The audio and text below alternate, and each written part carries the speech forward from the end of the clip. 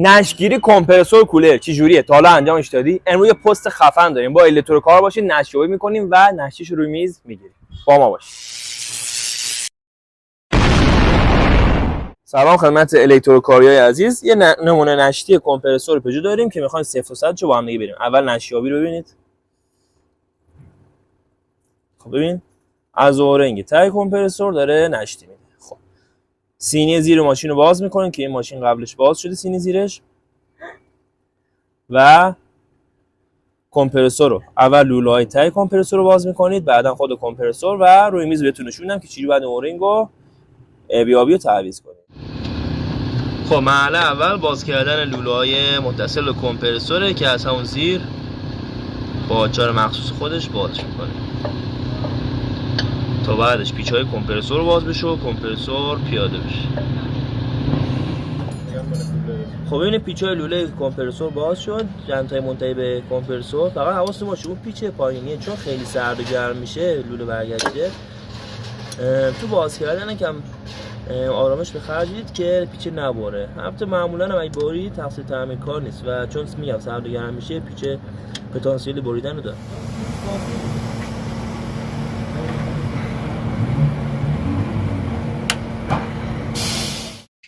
خب تصویر رو میندازیم از اون ور با میله اهرم فشار که روش میذاره.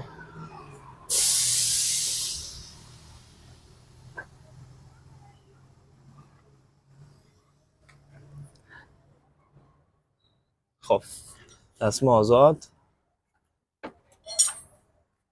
این پیچ آخر که گیره درش میاریم و کمپرسور رو میاریم بیرون.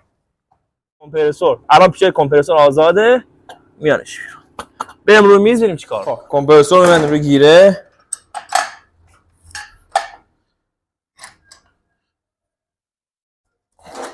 شروع میکنیم باز کردن پیچای ته کمپرسور.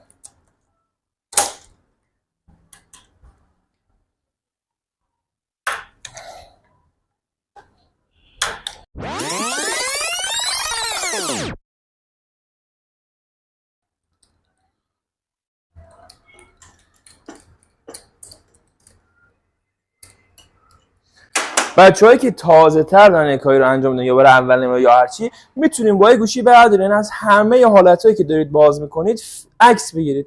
آقا مثلا من باز کردم این لوله اینجا بوده، لوله اینجا بوده، اینجا علامت بزنید مثلا. این کارا که میتونید انجام بدید. خب پیچا رو من در بیارم. خب این دم این کاسه ته هیچی نداره. خب این حالت حلزونی و چی نداره. کاری که شما باید بکنید تعویض، ببینید اینه، این قطعه باید عوض شه. خب میکشید بیرون. نکته بعدی ببین شما اینو میزنی جا، خب این تو جای خار داره میزنی جا. خب شما زدی جا، ببین اینجا این بغل بگیر، ببین اینجا کارخونه برای جا گذاشته. اینا که سفته دو سو میخوای بذاری یا آنچار مخصوص میخوای بذاری اینجا جا داره. ببین رو خودش هم دقیقاً این قسمت رو ببین اون برای من میشه اینجا جا داره که جای دیگه صفحه فشار نره خرابش کنی موقع اوراق کردن کمپرسور. حالا برای کار دیگه مثلا تو کمپرسور 206 برای تعویض سوپاپ داخلی کمپرسور اینو باز میکنی خرابش نکنی. خب برای عوض کردن واشر ببین یه واشر این ور داره که وقتای راحت هم در نمیاد. یه واشر هم این سمت یعنی چی داخلی داره. وقتایی دیدی اینجا چسبیده یه چیزی کوچولو یواشی بکنید بینش بیارید بیرون، بکنش بیارش بیرون. خب یعنی ممکنه راحت در نیاد. اینا رو عوض میکنید و مشکلتون برطرف میشه. به علاوه اون موردی که گفتم ممکنه وقتا اسنجی کثیف باشه و با همون تمیز کردن و بستنش مشکلتون برطرف شه که حالا بعضیا مثلا روزه شکدار نمیگیرن. خب ما اینا رو عوض میکنیم و میندازیم روش و محل بستنش هم دوباره همینجوری میندازیم رو کار. دقیقاً حالا عکس گرفتید یا یادتون هست یا هر جور است اگه اولین باره میندازید رو کار خار و هر مدلی که هست و قاب پشت رو میبندید. با مراحل انجام میدیم و خب برای جا زدن اینا ببین خب این که مربوط به این وره مشخصه. در مورد جا زدن اینا زیاد نگران نباشید. اگه مثلا خاره مثل این نخوره بهش جا نمیره برعکسش میکنید و خب این برآمدگی داره این میاره رو بالا. این از این. خب حالا اون سمتش هم دوباره میذارید روش و میره جا. حالا نکته بهتون بگم، بیا اینجا ببین، اینجا ببین یه برآمدگی اینجا داره. خب اینجا هم یک گودی باید داشته باشه. ببین این برآمدگی، این گودی، اینجا گودی. حالا توی فیلم، توی فضای حقیقی خودتون متوجه میشید. اینو میذارید اینجا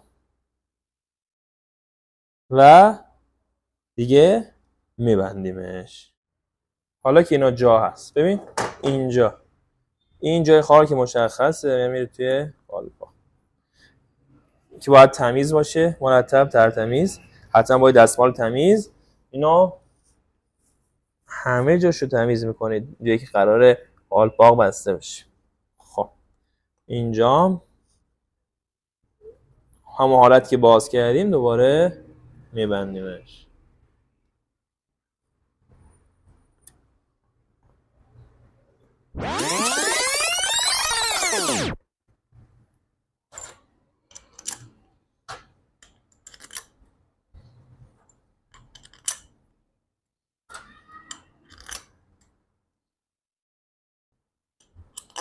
امیدوارم از صدای بستن پیچا تو فیلم خوشتون بیاد.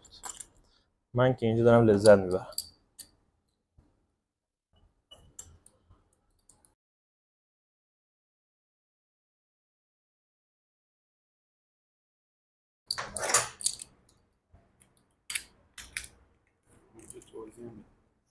خب به قول یارو گفتنی مسلحش کنیم. خب یه صفر کنم من. پیچاتون نه اونقدر باید صفر باشه که ببره، نه اونقدری که بخواد هوا بده رو کار، چون همین شل بودن پیچام رو کار ممکنه هوا بده با اینکه حالا واشرای ماشین سالم باشه. و این خودش یه نکته است. خیلی از ماشینا اومده ما اومدیم کمپرسور رو نشابه کنیم آقا رو کار، مثلا همین واشر ته یا هم اورنگ ته هوا میده. خب اومدیم رو کار اینا رو آچار انداختیم، صفر کردیم، حالا آچار 12 یا 13 هر چی بخوره صفر کردیم، مشکلش برطرف شده. یا نه خیلی از تعمیرکارا میان یکم شلش میکنن، چسب مزدا میزنن اینجا صفرش کنن و برطرفش میکنن. اما خب اینا چیزاش تجربیه و اگه تعمیرکار داره کاری رو میکنه باید ریسکش هم بخره یا چند بار انجام داده باشه اینا اصلا جواب میده انجام این کار یا نه که انجام شد برای مشتری. و اینا نکتهایی که خیلی باید بهش دقت کنید. من اینا کم کم به نوبت آچار رو صفر کنم. خب اینم که می‌بینید سوپاپ فشاره و در صورتی که سوپاپ اطمینان، در صورتی که گاز فشارش بخواد بره بر دلیل بالا، اینجا گازو بیرون میکنه برای جلوگیری از چرکیدن حالا سیستممون لوله یا هر چی. بریم برای بستنش روی کار که اونجا هم این نکته بهتون بگم. خب ببینید بچه، برای بستنش روی سیستم کمپرسور که میاد اینجا دیگه رادار تو کارمندی لوله رو میاد همینجا هوا میذاره تست میکنه که دیگه بعدن اذیت نشید اگه وقتی قرار بود اذیت کنه یا هوا بده. لوله رو میادیم تست میکنیم و بهتون بقیه فیلمو ادامه میدیم. خب بچه‌ها الان هوا الان فشار تقریبا 300 پی اس آی. 300 پی اس آی این کمتر هم بذارین جواب، ولی دیگه ما حالا برای که ریسک نباشه 300 تا گذاشتیم. برو پایین. ببین کمپرسور رو اینجوری چیز زیرش که بیاد بالا لوله ها بتونی ببندی. حالا تست بگیر. اگه نشیدین درست. حالا گاهی اوقات هست اینجا ببینید نشیده میده. خب شما میایید با بوکستون این پیچا رو یه دور همه رو با احتیاط صفر می‌کنید و نشیدتون برطرف میشه. کانال ما رو حتما سابسکرایب کنید و این پست رو حتما لایک کنید. یا علی، خدا نگهدار.